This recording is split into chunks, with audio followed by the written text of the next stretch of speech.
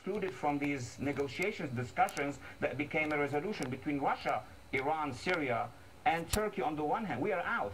Now we're going to wait for the next administration to come to assess the situation. One consensus I can see at least between us, the Turks, and the Russians is to get rid of ISIS.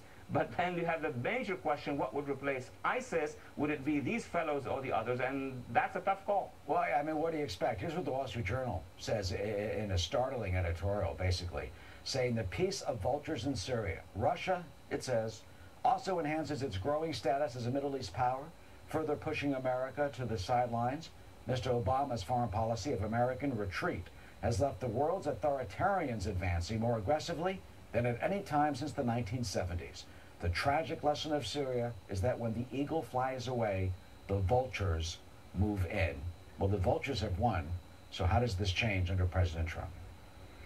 That's right. That's a very good description. The eagle is out, but the eagle, a bigger eagle, is going to come in. Now the choices are where we're going to fly, who are our allies, and of course there are some limitations. People can win. I mean, now Russia, Iran, Hezbollah, and Assad are winning the game, but they have limitations.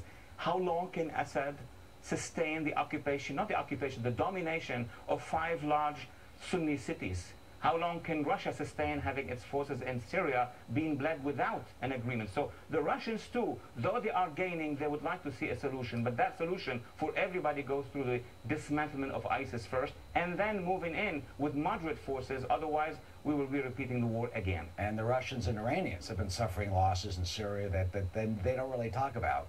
So you're right, Waleed. We'll see how long that can last. Waleed Phares, good to see you and Happy New Year. Hope this year is a better one than what we've seen in the past, of course. We hope. Thank you. Hadia? Well, President